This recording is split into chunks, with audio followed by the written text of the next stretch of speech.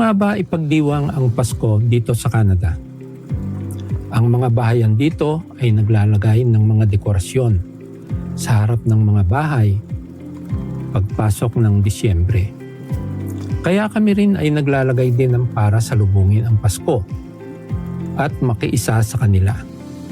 Mayroong simple lang, mayroong talagang bongga at gusto pa yatang talunin ang Walt Disney. Ang iba naman talagang hahanga ka pati sa mga pailaw nila.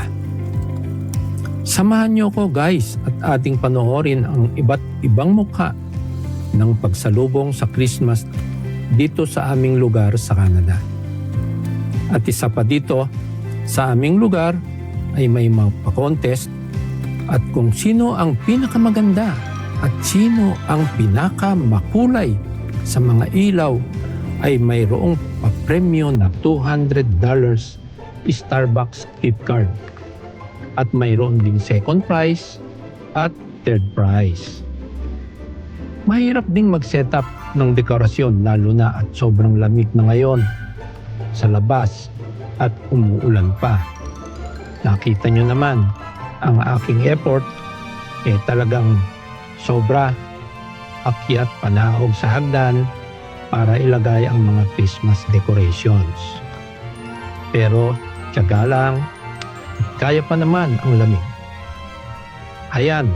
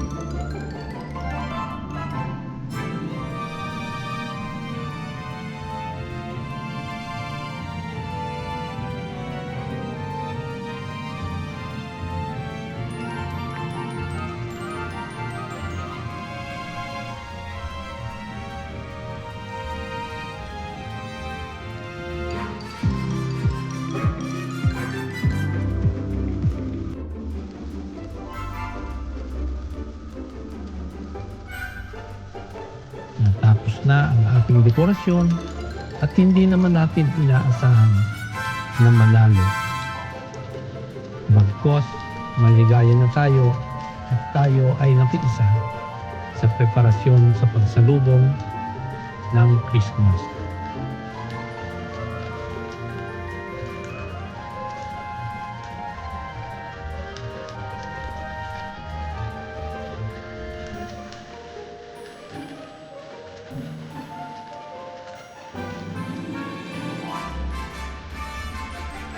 What?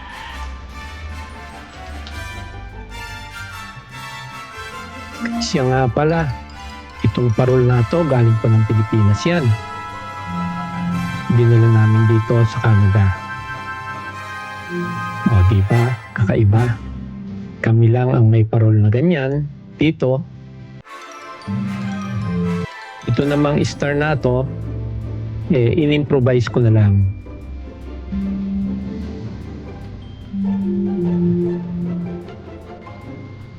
Meron dito sa amin na gumagamit ng mga inflatables.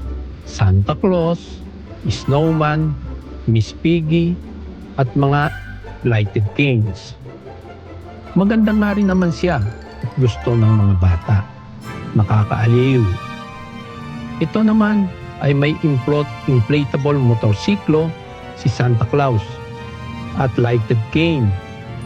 At siyempre, may bahay kasi ito na mahilig sa motorsiklo at mga big trucks. Meron ding Christmas garland sa may pinto nila at siyempre, simpleng Christmas light decorations. Siyempre, hindi mo rin naman sila mapipilit na magdekorasyon ng bongga. Depende yan sa katayuan ng mga tao rito.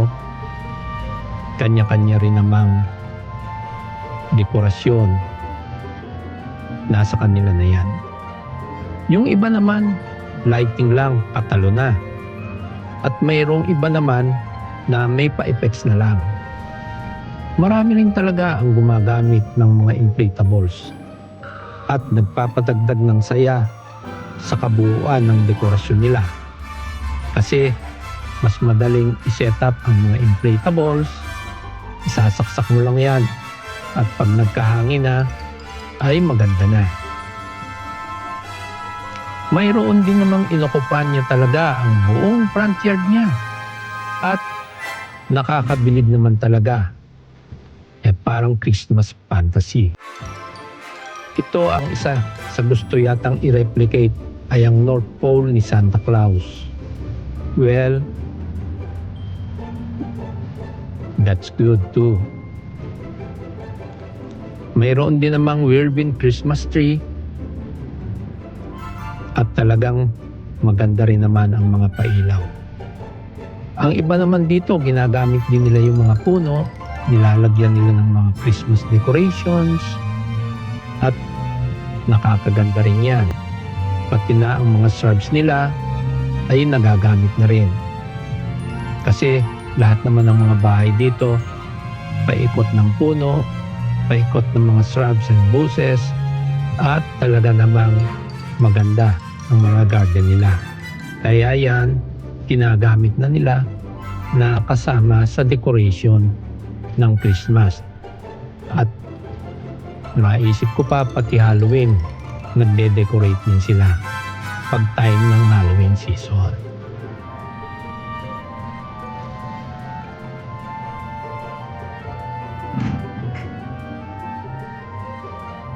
Merry Christmas, Santa Claus. Ito naman, simple-simple lang. Nilagyan lang niya ng ilaw yung parking niya. Ito, mayroon siyang malaking inflatable na Santa Claus. At yung mga puno, nilagyan niya ng decoration. Meron siyang mga Christmas tree dito na nilagyan niya ng ilaw. Ito, gawa lang ito sa mga wire. Pero maganda ang pagkakagawa niya.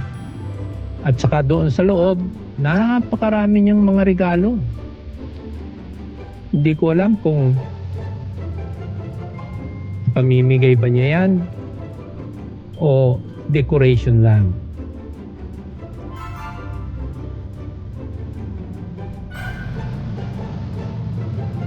Simple lang. Itong isa naman natin, nilagyan niya ng ilaw yung puno, yung shrubs, saka meron siyang 3 inflatable dito. May unicorn, saka yung 2 na yan. May ilaw doon sa likod, saka yung parking niya, nilagyan niya ng ilaw. Ito naman, nagustuhan ko to. Itong si Snowman. Biro mo, may ilaw siya sa loob. Kumikislap-kislap siya. At attraction na rin. Ito, buong parking niya. Yung parking shed niya, nilagyan niya ng ilaw. Itong isa naman nato, may mga deer. Doon sa garden na naiilawan. Itong isa na to, napakarami niyang ilaw na ginamit dito. Nilagyan niya ng mga shrubs, ng ilaw. Ito ang isa sa nagustuhan ko. Napakaraming inflatable. At yung Santa Claus doon, sa Gawiron, umiikot-ikot pa yon. At ito, napag-alaman ko doon sa may-ari, powered ito ng power bank. Hindi siya gumagamit daw ng electricity. Power bank ang gamit niya. So, maybe it will take around 3 to 4 hours para ilawan niya itong buong property niya. Napakaganda. Napakarami niyang inflatables. At maganda rin yung lighting niya. Hindi ko lang alam kung yung lighting niya kasama dun sa power bank niya. Pero nakita ko yung power bank niya malaki rin. Sigurado kakayanin din. Siguro ito over the years na niya na pinag-ipunan ito at kinolekta. Ang dami-dami niyang dekorasyon. I think this is a duplex house. So, dalawa sila rito na nagsishare. Ayun yung power bank niya, oh. Sa may tabi ng deer. Napakaganda nga naman. Ito naman, simple-simple lang. Doon lang sa loob ng bahay niya, nilagyan niya ng ilaw. Parang munisipyo. Ito naman, garahe niya, at saka yung yard niya. At yung fence niya, nilagyan niya, pinagyan niya ng ilaw.